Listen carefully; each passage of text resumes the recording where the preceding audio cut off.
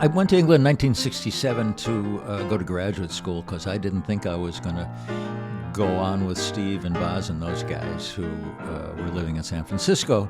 But they wound up coming to England to make the first Steve Miller Band record, and I hooked up with them and recorded and got into the music scene there. And first of all, I hung out at Olympic Studios, which is where a lot of the early rock records are made, The Who and Small Faces, I don't know, a bunch of these bands. And all these musicians, Pete Townshend, Peter Frampton, they were all interested in New Orleans music. They listened to the meters. They were listening to the real stuff. They knew it. But when they recorded, they didn't try to be authentic because they weren't American. They weren't from New Orleans. So generally speaking, they took from it and invented this whole rock and roll world.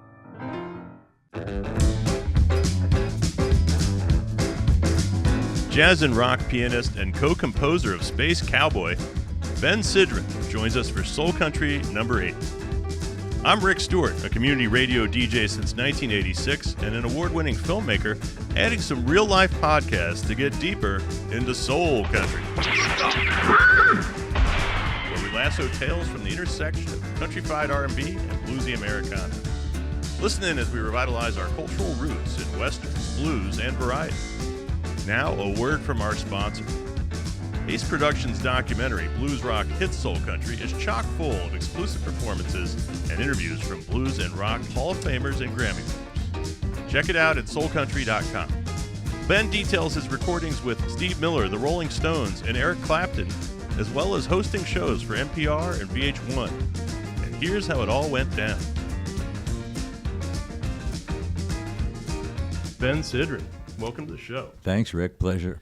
So I wanted to start off by recommending everybody to go to your website, which has an impressive collection of your many different projects, from music recordings to books to TV to radio, and tell me about some of that. Fabulous. Well, the website's just kind of an archive that starts in 1963 when I was playing in a college band with Steve Miller and Boz Scaggs, and there's actually a recording of that band, and it goes up to the present. And along the way, there are 150 interviews with well-known jazz musicians like Miles Davis and Sonny Rollins. There's, I think, 40-plus albums that you can stream. There are books, access. I mean, it's really an overview of my experience in the music business, which is coming on 6 years. And you refer to that as an Athenaeum. Is that just like a summary of everything you did? That's what that means? Exactly right. Exactly. And that's bensidran.com. bensidran.com. And then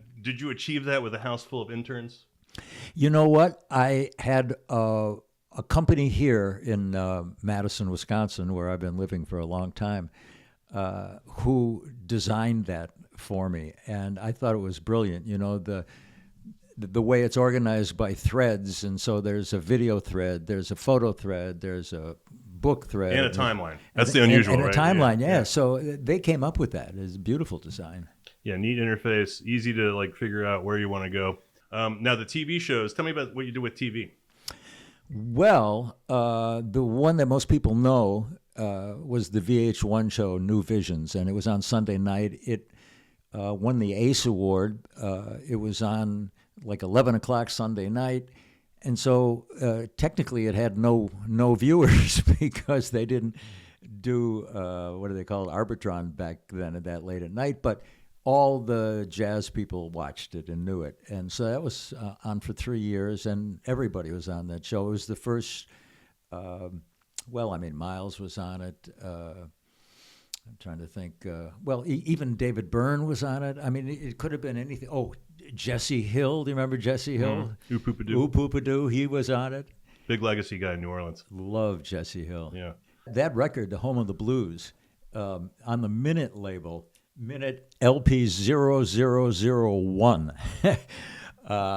I was introduced to it in '63 by Steve Miller. He had that record, and it was really obscure at the time. But he was into the blues, and that was ground level.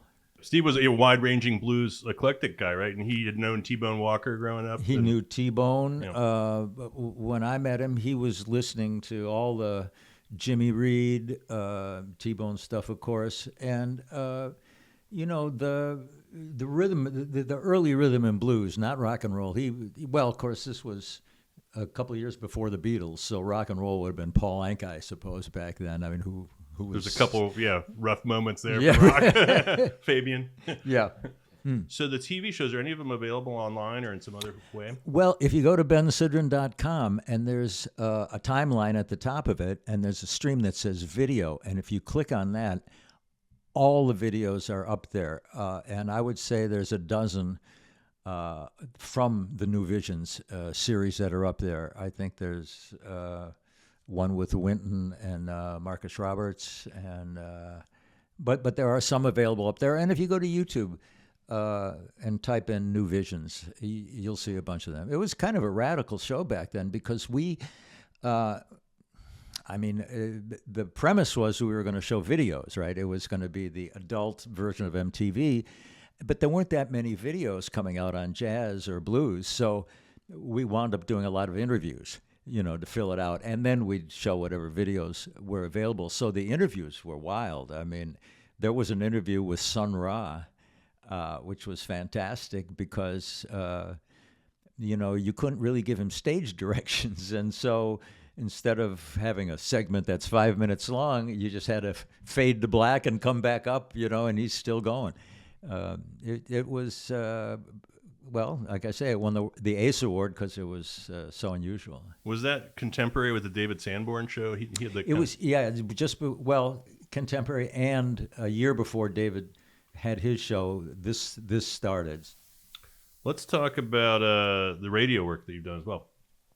Well, I started working for National Public Radio in 1980. They had a show called Jazz Alive, and it was on like 300 stations around the country, and it was live performances in various locales. And they would send these tapes to Washington, D.C., and the show would put them on the radio. And it was the jazz radio program at the time. There wasn't much else at the time. And Billy Taylor had been the host, great piano player.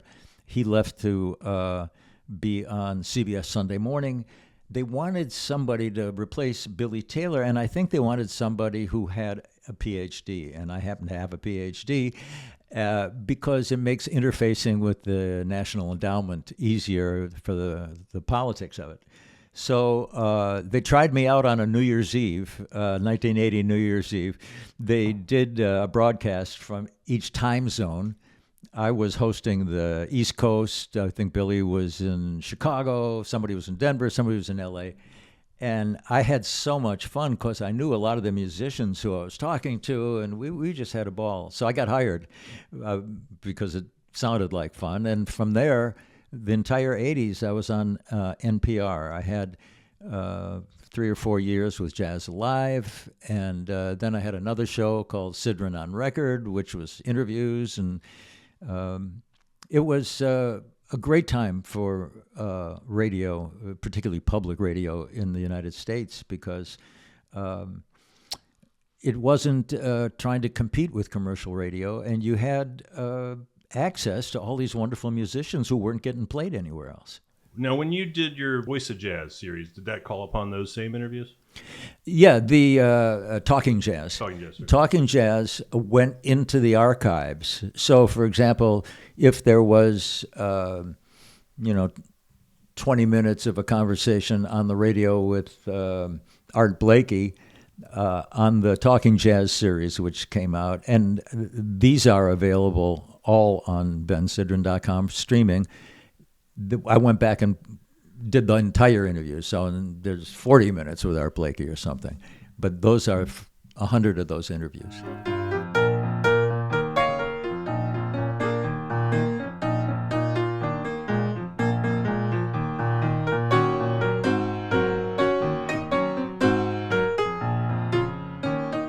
I had read also on your website, you had an article that was talking about, it was a 1977 article, and you were mentioning how natural music wasn't around so much in the late 70s versus the earlier 70s. And I'm thinking you're talking about sort of the homogenization of radio and the rock business becoming more corporate. Tell me about that time frame as you saw it. Well, the early 70s were like the 60s, obviously. And in the 60s, everybody was playing everything. I mean, that was the whole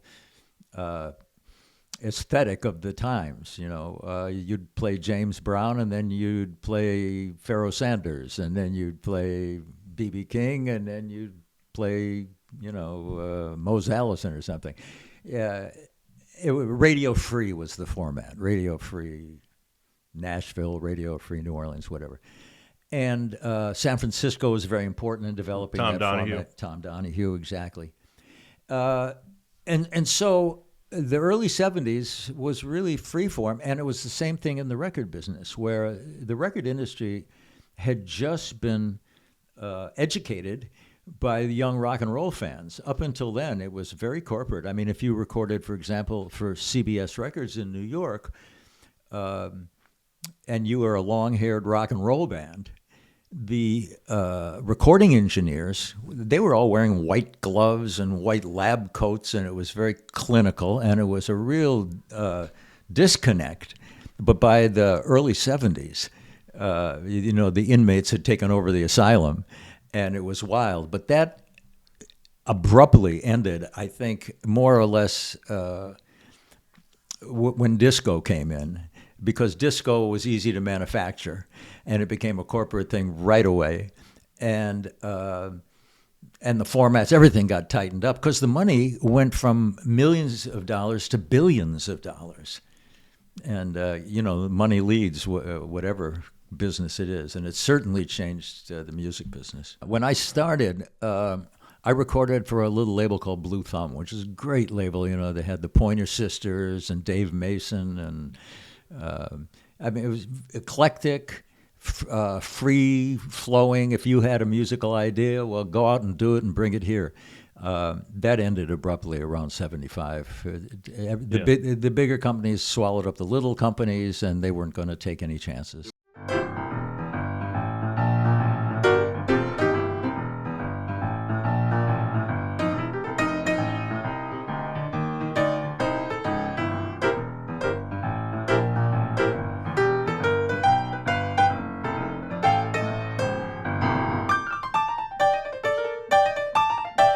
Just as an aside, it was very interesting, the influence of the British rock and roll bands, when you talk about The Who or whatever.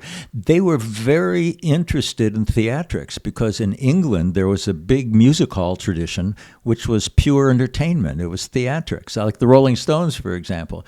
They presented themselves as street fighting men at the time. Well, they weren't street fighting men. Mick Jagger was a college student, But that was the presentation, and that was foreign in the United States. Everybody was supposed to believe that that music was about authenticity. But the British proved, no, music is an act. And we're selling something bigger than just the songs. We're selling this whole idea of you can live these outrageous lives. And we owe that to the Brits.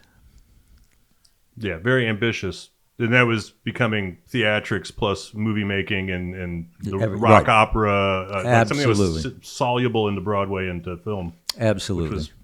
Some of that's just Pete Townsend or whatever. But I mean, some of it was like everybody was trying to have a concept album, right, at the time? Oh, man, after Sgt. Pepper, that was the end of that. Oop, there's my guard dog. I went to England in 1967 to go to graduate school, because I didn't think I was going to go on with Steve and Boz and those guys who were living in San Francisco.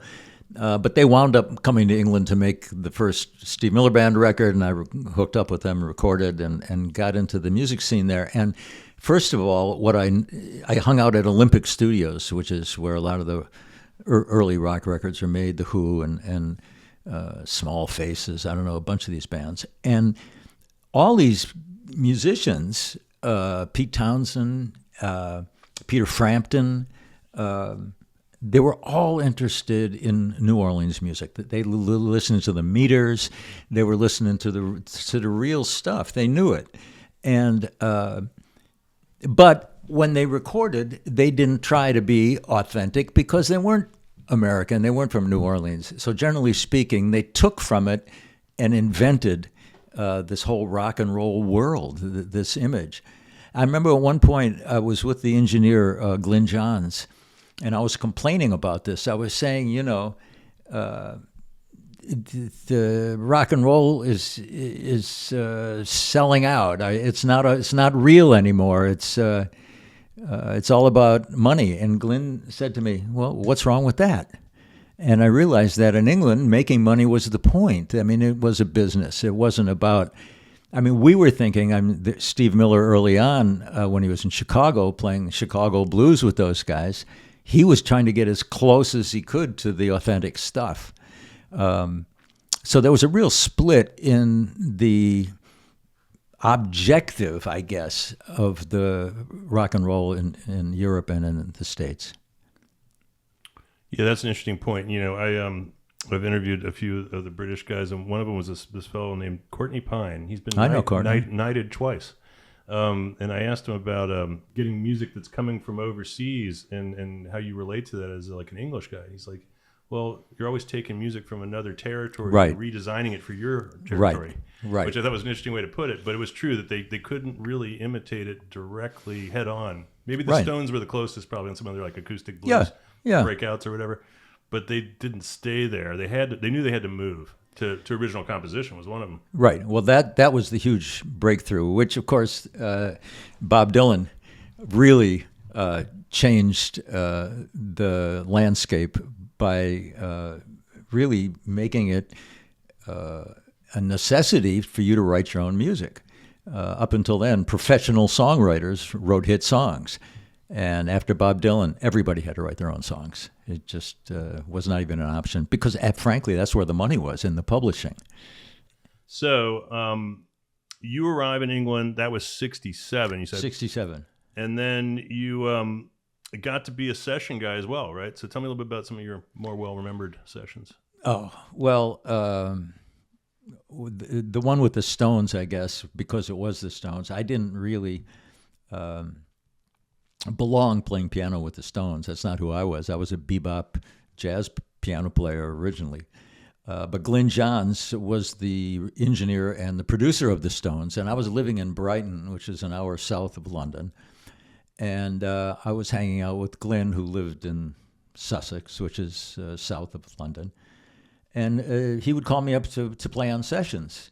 And one day he called me up and said, listen, session tonight, if you can make it. And on the way up to London, can you stop and pick up Charlie? Charlie Watts lived in Sussex also. So I had a car. Charlie didn't drive.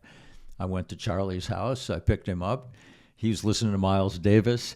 I said to him, "Oh, Charlie, man, it's so great to hear you listening to jazz because I got to be honest with you. I don't listen to the Stones very often."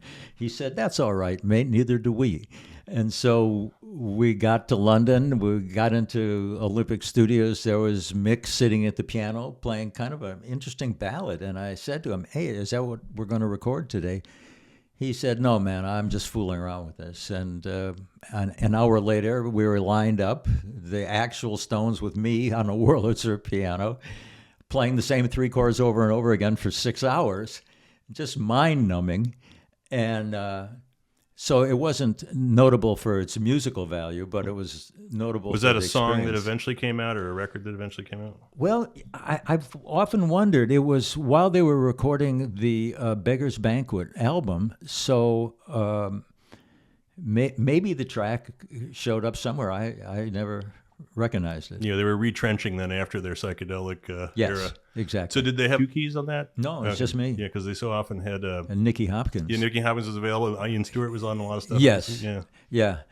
Nicky was brilliant. He was a brilliant musician. Yeah. He raised rock and roll piano to a high art. I mean, no kidding. Because he played like an orchestrator or like an arranger, but yet he didn't abandon the actual blues voicings and sounds. So he had the authentic sound, but he understood he was making a record, you know? Yeah, I always enjoyed him as a player. I just read the Glyn Johns autobiography, Oh, yeah. Soundman. Yeah. Pete Townshend talked about he invited Nicky Hopkins to join the Who, but he didn't want to take it up. Yeah. But he did go to San Francisco and kind of record with. Oh, he recorded kind of with everybody. yeah. Yeah, he was a free agent, I guess. He was a free Really in the agent. band, He was a free range kind of guy. So, other things you remember about the British scene of that late 60s? Yeah, it was great. It was, Kings Road with all the fashion shops, and there were these private clubs. I remember going into, I forget the name of the club now. I walked in with Steve Miller, and there was Jimi Hendrix sitting in a booth with some women, and Steve went up to Jimmy. And at the time, Steve was thinking about having a change in the band to a trio because Jimi Hendrix had the power trio. And I remember Steve was talking to Hendrix about, man, I want to do what you're doing, and I want to, it was really a fertile, people were hanging, it wasn't such big business then. That was the main thing. People were still hanging out. You could talk to people. You could, see them in the real world as opposed to behind security and stuff. And then you ran into Clapton there too. Did you do sessions? That was on a session, yeah. The session was for an American guitar player named Jesse Ed Davis from Oklahoma, and I was playing on Jesse's record at Olympic Studios. He came over there. He was with Taj Mahal at the time. I think that's how he got there. But so I'm on his session, and Clapton was on the session. So I worked with Eric, but it was on a Jesse Ed Davis session. Yeah, Jesse Ed Davis is one of the most well-regarded session guys, and yes. had 2 or 3 albums out on Atlantic. And yes. I just got the one that has Red Dirt Boogie Brother on it. I'm on that one. Record. That's me. I was in Ed's band for a couple of years, and we played up in Seattle, and we played all over. It was wild. He was the real deal. And what about when they did the Rock and Roll Circus? Were you in the? I was not. No, I was not part of that.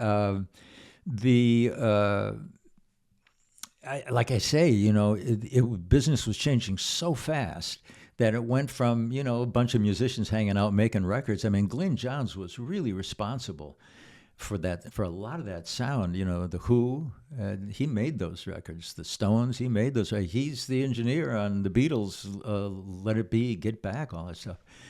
It was very small, and then it blew up. And there's something that happens when large money enters any arena, and that is it separates the people who are doing it from one another. I mean, it happened in jazz too. Where Herbie Hancock suddenly broke out with kind of a MTV video and stuff. And suddenly, Herbie Hancock was kind of out of the pool. He was at another level than the other jazz players. And Miles had Bitches Brew. Yes. Did that, right? Yeah.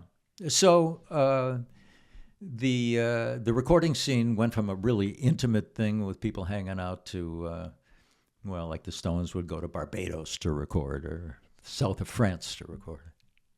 Yeah, they had a very tight sort of collaboration, creative project that spans time. It was never as dynamic as some other bands to take the biggest chances, but they always managed to make a variation of whatever they'd done. That's a good way to say it. So it wasn't repetitive, but it was not wide-ranging like The Who might have been more dynamic with the synthesizers. And of course, Charlie was a jazz guy.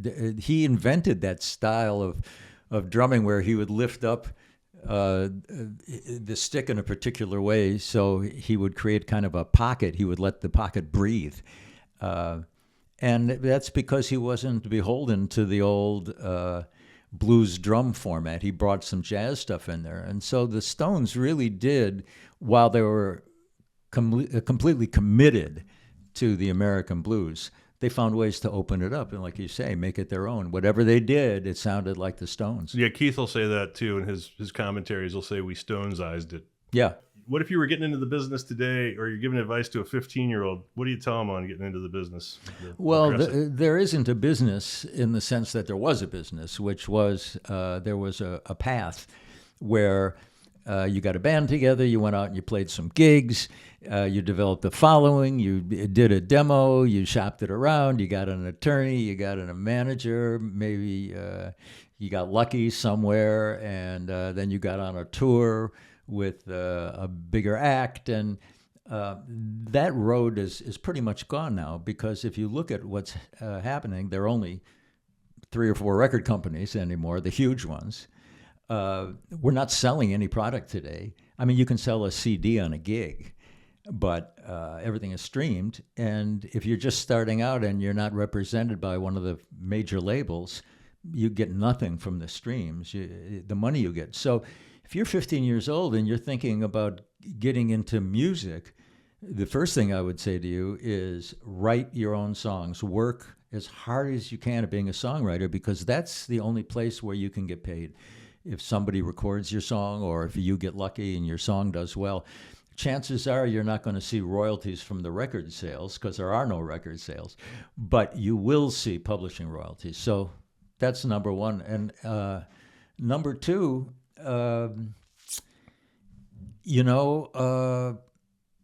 a plan B, because the chances of being successful, and by successful I mean not having a different day job. I mean, a successful musician, I guess, is somebody who can play music and make a living.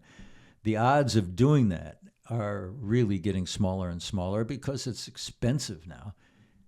I mean, it's the cost of establishing a brand. I mean, it's just exactly right. You can't become Elton John too easily. He was doing that when there was less, competition.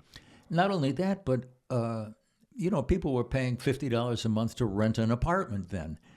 So you could play a gig, make $50, and there was your rent. Now your apartment in New York is going to cost you $4,000, and you're not going to cover that playing local gigs. Well, let's talk about how you got started just playing music in the house, and what was you listening to at the beginning? Oh, as a kid? Mm-hmm. Somehow, when I was like 12 years old, I was introduced to a piano player named Horace Silver, a great jazz piano player. And I really just fell in love with his band, and it had a trumpet player named Blue Mitchell, and I loved his sound. And I started collecting his records by collecting. I maybe had 3 of them, but I was listening to this music, this Horace Silver stuff, like I was up in Alaska, huddled around a fire. That's what my memory was like. It was just so. It just drew me in. It completely sucked me in. And that was it. That was the start. And then I found Miles Davis's Kind of Blue, and I found all these other records. And I was just playing. There was no... I grew up in Racine, Wisconsin. There was no outlet for it. Were you taking like piano lessons when you were younger than that? I took some piano lessons when I was 14, 15, 16 from a nice teacher. But a lot of what I play, particularly when I got hung up on boogie-woogie piano, because the Chicago guys like Freddie Slack and, Meadlux Lewis, Albert Ammons, the idea of boogie-woogie piano, I loved it because your left hand was like a rhythm section. And a lot of it is motor memory. You sit there like Professor Longhair, and a lot of it is pattern playing and just rearranging. And so it just takes hours and hours and hours of doing that. And I had nothing but time when I was 12 years old, 13 years old. So I got hung up playing boogie-woogie. I didn't even know it was the blues then, because I had never heard of the blues. I just liked that. And then later on, when I hooked up with Steve and those guys, and they introduced me to the wellspring of blues, I was right there, because I had been listening, not just to jazz versions of the blues, like Art Blakey and Horace Silver, which were really funky and really authentic, and Ray Charles, of course, but because it felt good. The thing about boogie-woogie and the early blues back in the 60s, it felt so good to play it. That's what it was all about. A lot of the names for the categories of the subdivisions of the genres are very sort of happenstance. Boogie-woogie was tons of rhythm, and it was blues. But then later on, they just called things rhythm and blues. It was like blues always had the chugging rhythm, was kind of like a signature of the acoustic guitar blues too. Yeah, and what it is, technically it's a dotted eighth note, right? A dotted eighth note, to explain it, is an eighth note is like, so if you have 1, 2, 3, 4, and an eighth note is 1, 2, 3, 4, 5, 6, 7, 8, 1, 2. Okay, but a dotted eighth note is ba-bum, ba-bum, right? Short, long, short, long, short, long. And that is the same rhythm that the human heart beats at. Short, long, short, long. So the real blues rhythm pattern is just, I mean, it came out of the fields. I mean, it was just the most organic thing ever. The blues was totally related to the human experience, right?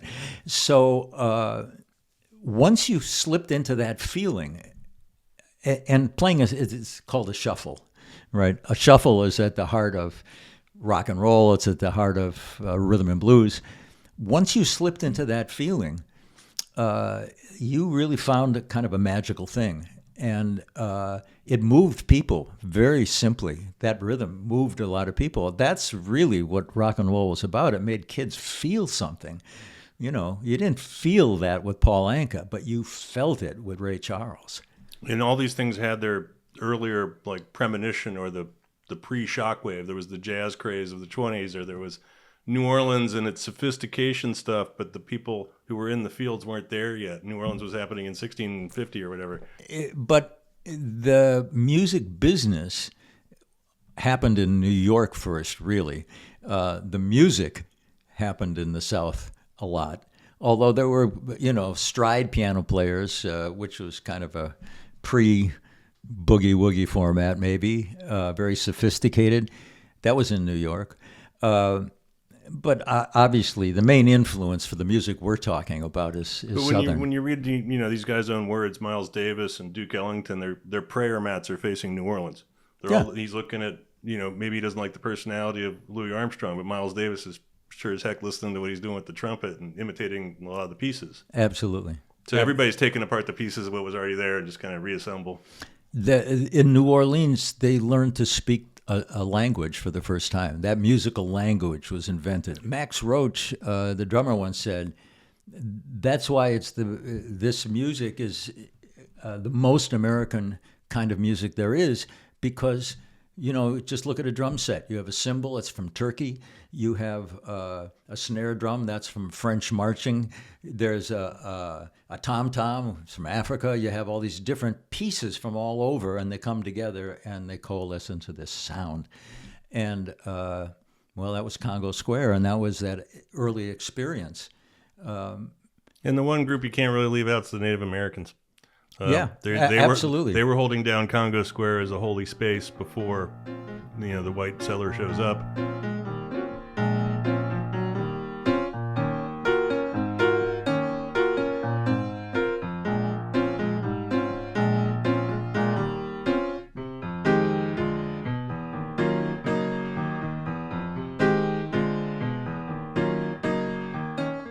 Clint Eastwood's famous for saying America only contributed two original art forms, the Western and jazz. I tend to reinterpret this towards blues a little bit, but how do you see all that? Well, clearly jazz is one of America's greatest contributions. I mean, it's all over the world now. And by jazz, I think of blues as being essential to jazz and being the mothership. And it's moved so much history. The music business, but the sound of the music, the way it carries freedom with it and personal expression and good feeling in bad times. That's what swept the world. And, during World War II, even German soldiers were hiding out listening to Louis Armstrong records. Yes, jazz. And the Western, of course, Cowboys. When you were a kid, I mean, that was more of the tapestry of the whole society. It was the Western myth and tableau. The Lone Ranger, man. Yeah. We all watched. Westerns was the action. That's where it was. And they had the singing cowboys. And Gene Autry. And yeah. So you knew some of that stuff kind of. Absolutely. You couldn't not know it, right, at the time? Gene Autry was really okay. We used to watch his TV. He had a TV show, and he would sing every now and then. So did and Roy Rogers. And Dale Evans, yeah. I just was at a T-Bone Burnett show, and he's from Fort Worth, Texas. Expect him to be kind of into it, but he was like talking about his emulation of Gene Autry. at the beginning of time in his listening. He's 5 years old or whatever. Absolutely. And it is part of that, if you're from that generation. In the 50s, that's all there was for kids, really. Yeah, it was like Cowboys and Indians, I guess, was like a thing you'd play in the yard with your outfits. Absolutely, with your outfits.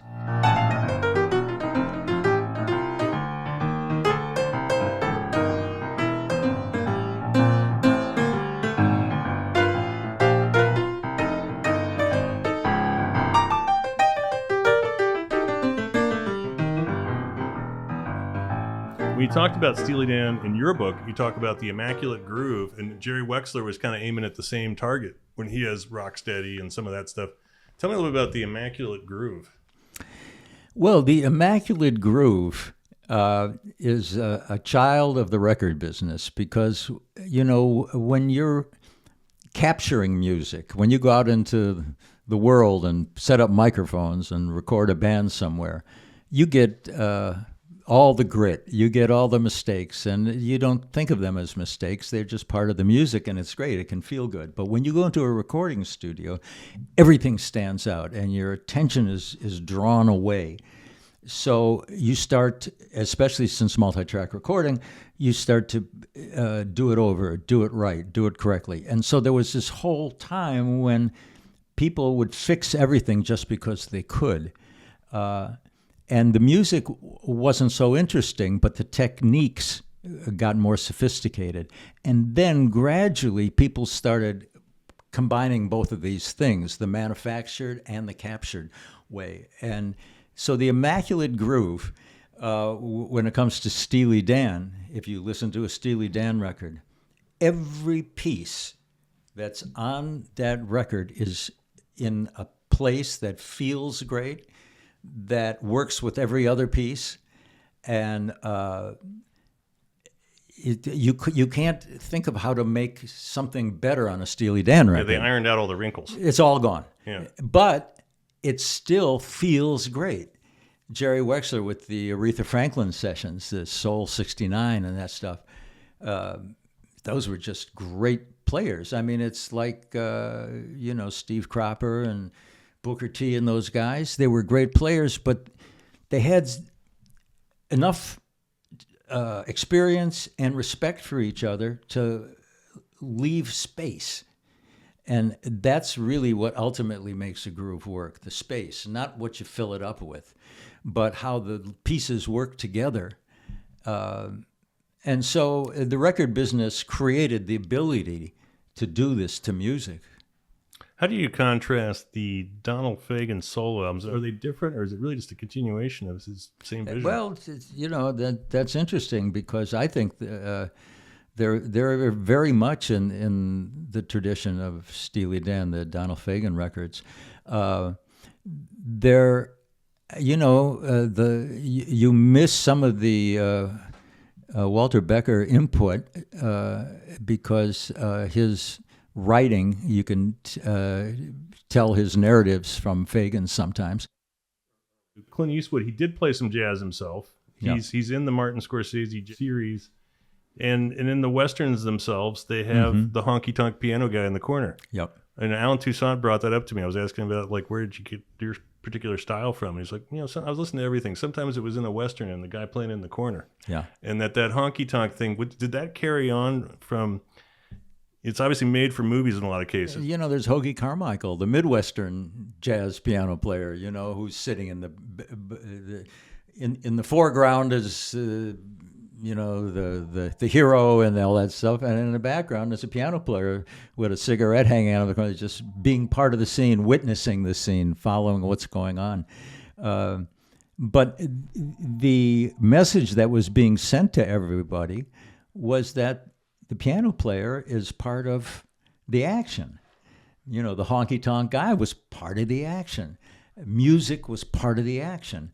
It wasn't just some diversion, but it was integral to the life that was going on, that was being shown to you. And, in my case, it was Hoagy Carmichael that really influenced me. When you saw a piano player sit there and maybe sing a song, and he didn't have the greatest voice in the world, but he sounded like himself, and there was a sophistication and kind of a nostalgia to it, and that was very attractive. And when Ray Charles does Georgia on My Mind, Oh my God. that Yeah. became one of just the biggest things ever. So Ray kind of goes country when he has the chance to, once he gets his own record Yes. imprint. Right. And a lot of the black artists were like that. They were looking for the opportunity to cut a country album. I just heard an interview with the singer from Hootie and the Blowfish. Darius Rucker. Yeah. And he has solo records now that are huge country records, and he grew up that way. We talked about the Western concept. Now, one of the songs you're best known for is Space Cowboy. Tell me how that came into being. Space Cowboy was written in 20 minutes. We were in a recording studio in San Francisco with Steve Miller Band, and Glyn Johns was producing it. And there was, actually, I had just flown in. They'd been working on the record for a few days, and I came in, and I walked into the studio, and they were just about to cut this track, and I went in and I started to play electronic keyboard. And one of the things in the original Space Cowboy was there's an instrumental break in the middle of it, and I slipped in Dizzy Gillespie's Burke's Works in that space. Nobody knew what it was. I just said, hey, I got an idea, and I played that. I always was kind of proud of that. But it wasn't a song. It was a rhythm pattern that suggested the Beatles' Lady Madonna, sort of. And so Glyn said to Steve and myself, you go back to the hotel and write some lyrics, because we're going to make a song here. So Steve and I went back to the hotel, and I suggested, since we're doing homage to the Beatles anyway, let's say, what did the Beatles say with I Am the Walrus is Paul, and they're all self-referential. Why don't we say I Told You About Living in the USA? That was one of his songs. I'm the gangster of love. Steve had by then been identified with the Johnny Guitar Watson. And so I just started throwing out lyrics. We were writing this song, and I got to the part at the end of the verse, and Steve looked at me and said, "'Cause I'm a space cowboy." I said, "What?" He said, "I bet you weren't ready for that." And I said, "That's the song. That's right where the song is. We're doing that." And so I don't know where Steve got the image, but I suspect it was Johnny Guitar Watson, because Johnny did some sort. He was always the gangster, the cowboy, but he did something at that point, space referenced, or I don't know exactly. But I space was on everybody's brain at that point, because there was NASA and there was the moon. The moon landing, of course, it was coming up, I guess, at that point. Yeah, but I don't know where the term came from, but the two words space cowboy together, it just that was it. It was so simple, and at the time, it's such a new image. Well, you still see it in cartoons and stuff. Space cowboy this, space cowboy that. Anyway, that's how the original Space Cowboy got written. It was just it was kind of a joke.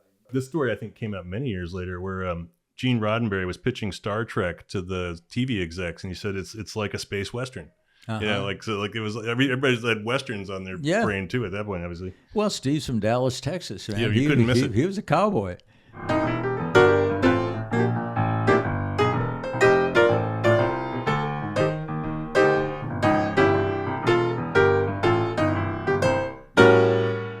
We talked a little bit about Bob Dylan. He became such an archetype of a songwriter, impacted everybody. Yeah.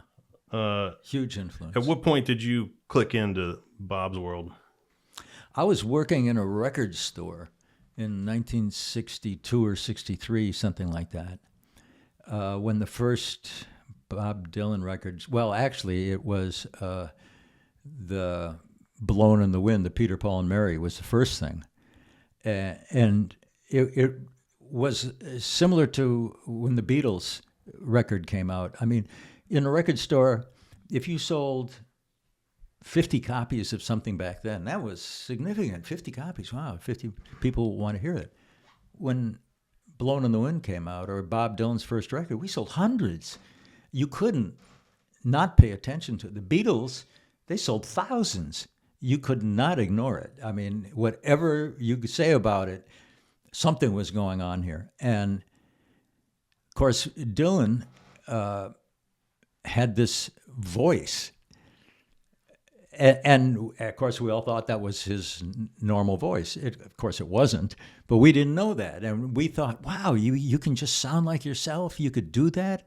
And he had these poetic songs. Oh, man, you can write your own songs, and they can be mysterious. And he was a huge influence because, as I say, he made it necessary to create your own music. And he presented it as authentic to him. This is who I am. It wasn't who he was. But everybody then started trying to be like Bob. And perhaps the most revolutionary musical figure of the 20th century, I think. And after Bob, it came the deluge, But my two influences, personally, when I started, were Mose Allison and Bob Dylan, because Mose, he was deeply rooted in the blues, but he was writing acerbic, funny, ironic blues songs. You didn't hear that, Mose, Like your molecular structure. Your molecular structure. Ooh, baby, it's killing me. Moses from Mississippi, and he's the real deal. But he was an English major, so he put those things together. And so for all of us young white middle class kids in college, Bob Dylan, Mose Allison, there was something going on there. But about like album 3 or 4, when he does Bringing It All Back Home, and he's got half the electric album there, that was like going into fourth gear or something. That was the greatest starting record. to be Maggie's Farm. Yeah, and a place nobody had ever really been. No, absolutely not. Subterranean Homesick Blues, that song I must have listened to hundreds of times. Johnny's in the basement mixing up the medicine. Just that line, the opening line. What kind of world is he describing? Like it was aware of the acid phenomenon and before it happened. Yeah. Here at the University of Wisconsin, there was a kid in the basement. I had interviewed a guy named Mason Ruffner. He's one of Bob Dylan's sort of cohorts. And they did, if you remember the song Series of Dreams, that was like his band. And he says at one point, I think Bob Dylan's the greatest vocalist ever to make a recording. And I had to think about that because I was like, okay, he's not like an opera voice or it's not beautiful singing. But if vocal included the authorship, then yes. Or whatever, Human. Yeah. Human. So that's been kind of my watchword in all the projects, whether it was production or songwriting or making records. Trying to bring the human element to the form. So, like when I was interviewing jazz musicians, my goal was to demystify who this guy is. I mean, you're talking to Miles Davis. There's this huge reputation that comes in before the man comes in. But what's the man like? Where does that music come from? I mean, there's a commonality. By ourselves, we're like a single note. Together, we're a symphony. People need social relationships in order to be who they are. We see ourselves through how other people see us. So if we don't have people reflecting us back, we don't even know who we are. So this whole idea of commonality has been what I've been interested in. What I love now is playing gigs. I used to think, oh man, I got to get on another plane, another bus. Oh, I got to fly over here. I got to do this or that. Now I don't think that at all. Now I can't wait to play. It feels so good to play and to be with musicians. That's the other thing. During COVID, I didn't miss the music. I missed the musicians. I missed to hang with the people.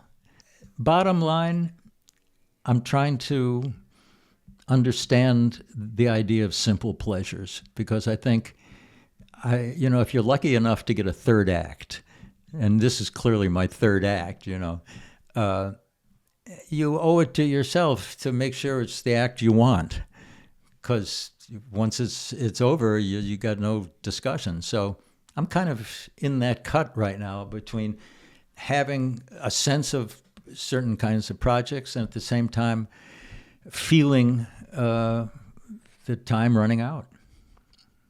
feel like if I was the music doctor, I'd say take 2 Billy Prestons and call me in the morning. He was the guy who figured it all out. Will it The go magic. around in circles? Yeah. I actually agree with you completely. Music is the only thing that gets me out of that funk. And it's the old music that I loved when I was growing up, and I think that's true for everybody. Everybody loves the music that they heard at the informative time of their lives, whatever it is. Yeah, that's the normal. And like Miles Davis would be the guy who can get away from that. Who keeps getting away from that. Miles was merciless with himself. He would not. He would contradict himself in order to go forward. You know, he didn't care. That was It was probably already Act 3 for him when he gets to like In a Silent Way and Bitches Brew in the Jack Johnson era. Yeah. Because he saw that rock was coming up with Hendrix and Sly Stone. He's like, I got to get in on this rhythm factor and this. It's exactly what it was. It's exactly what it was. If that's where this thing's going, I'm on it. So you had a different reaction though, because you had a jazz and blues maybe background, but you saw rock. Rock was you were in a rock band, and then you would still play with them on the records, but gradually you're cleaving away towards jazz at that point, right? That's exactly right. I thought I could not make a decent contribution doing pop music. It was not natural to me like it was to all these other people I was playing with. I mean, the reason I was playing with them is because I could play piano, and back then, you were a weird kid if you could play piano when I was growing up in the 50s. Well, by the 60s, everybody wanted to play piano, but they didn't do it when they were weird kids. So there weren't a lot of us around, and so I got to do a lot of recording, but I was not a natural pop style. And the middle path would have been fusion. The middle path would have been fusion. And some of my early records have that sound. I mean, again, when Clyde Stubblefield was here and we were recording together, we would set up a groove, simple 2-3 chords, and play it for 20 minutes. And, then a couple of years after that, when disco came out, we went, wait a minute, we've been doing this, man. We've been playing this groove for an hour. So I like the idea, but the life around, that's the other thing. I've been very lucky. I've had a great life. I'm having a great life. I have great friends, great constituents and people to work with and family. And that's very unusual for a musician because most musicians burn their bridges before they come to them. So I keep playing. And then when I get in front of people, I'm able to relax and I get to reap the benefits of it. Much more so than when I was pushing product, when I was hustling and pushing product and trying to influence radio or whatever it was. It was heartbreaking times, man. It really is, because when you're the meat that's in the sandwich, right, you really don't enjoy the appetite for the food. You're being sold. It's very uncomfortable. And even if and when you succeed and you get that big hit, your problems just increased. They didn't get solved. They got worse. Mose Allison once said, when asked why he wasn't more successful, his answer was, just lucky, I guess. Right. Success could kill you too, right? Yeah, success in rock and roll, it did. Yeah. Final thoughts? Any final thoughts? Benedictions? Final thought. I like your show. Well, I'm glad we had you on it. So Ben Sidran, thank you very much for joining us on Soul Country. Well, Rick, thank you very much. It's a pleasure to be on it. Soul Country number 8 is in the books, with special appreciation to Film Delicious, Ben Sidran, and Reed Mathis for our theme, We Ride. 8 was brought to you by Ace Production and the Blues Center, with funding from the New Orleans Jazz and Heritage Foundation. Tune in again for more roots music, culture, and lore, and find Season 2, trailers, highlights, and playlists, as well as a full archive of episodes at soulcountry.com.